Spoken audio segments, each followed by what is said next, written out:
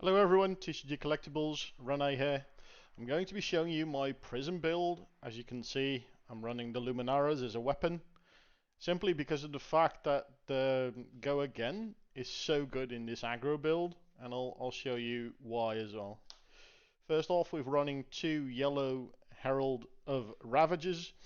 The fact that it does a bit of piercing damage is quite nice, and it just gives another body to it. And you're going to be noticing that we're going to be reusing a lot of the yellow ones. We're running one of the blue Herald of Protections and 2 of the yellow ones.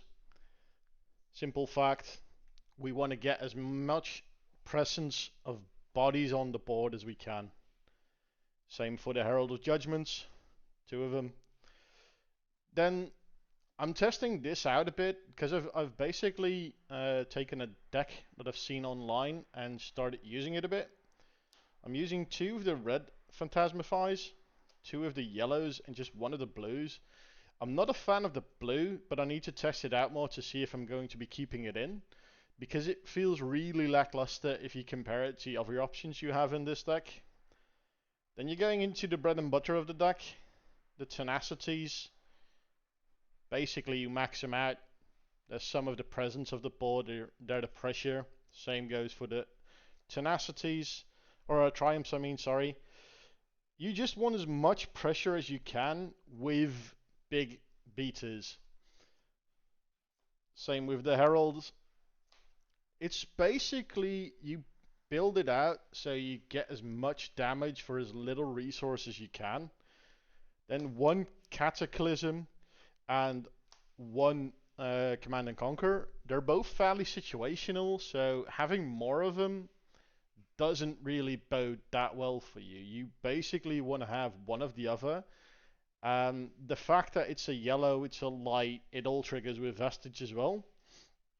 And then one of the most underrated cards, I believe, in the deck, you've seen it already, the Soul Shields. If you play this from the arsenal and you can get it off and you can use the Vestige for it, it gets you so much advantage. It's weird that during your opponent's turn, you still can pop off with the Vestige, and because of the extra cards you gain by it, it is fairly underrated, I still believe. Now, I'm a very big fan of the following card for the simple fact that during testing, I played against Bolton a lot, and they seem to be running a couple of cards that are fairly annoying. One of them is the Enlightened. One of them is the Celestial Cataclysm. Simple fact, it destroys your Phantasms. And with Phantasmaclasm, you can check their hand to see if they run it. If they end up running it, that and the other card in their deck that destroys it, you can just put it back on the bottom of the deck and be done with it. This is why I absolutely love this card. It is a fairly high cost, especially when you compare it to everything else in the deck, because it's 1 or 2 drops. This one costs a bit more.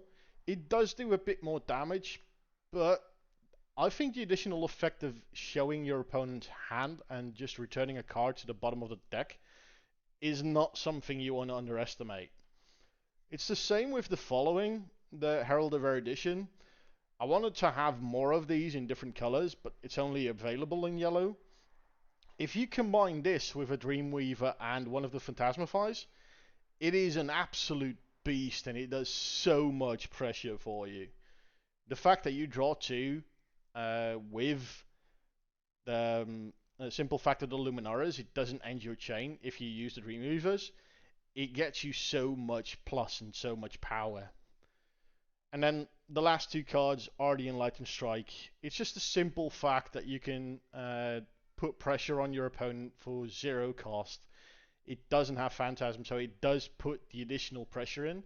You can also use it at the end of a chain, at the end of an attack chain, if you don't want to use or don't have the energy, the pitch to use additional cards.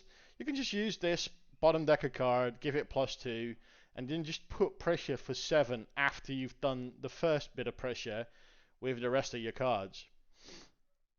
If we're looking at the equipments, it's quite standard though. You've got the Dreamweavers, absolutely needed. The fact that it removes a Phantasm from your heralds is insane. It becomes such a pressure point in the game. I tend up using it too early because I want to go too aggressive, and I still need to find my niche for this. But it is one of the most overpowered cards in the deck.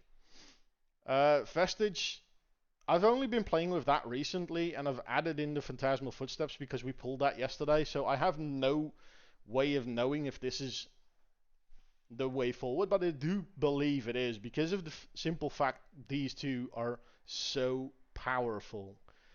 And then you've got the Halo. I actually like it a lot. It just nets you more cards. It is insane though. This is basically the deck. You've got the side deck options, but I'll not go into detail for that because it's purely player and region specific. I do want to give a shout out, however, to Okie Dice and Ultimate Guard. I'll try and get that in a better view. There you go. They are the sponsors of Team TCG-Collectibles. We're just getting started in Flesh and Blood as well, but for Dragon Ball Super, we've got loads of good players, and you'll be seeing more of us in Flesh and Blood. Thank you for now, and goodbye.